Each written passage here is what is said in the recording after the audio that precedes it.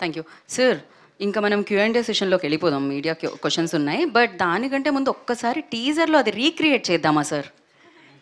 ఓం cinema director నేను, please sir, please please please. చాలా అమేజింగ్గా ఉంటుంది లైవ్లో చూస్తే ఇప్పుడు.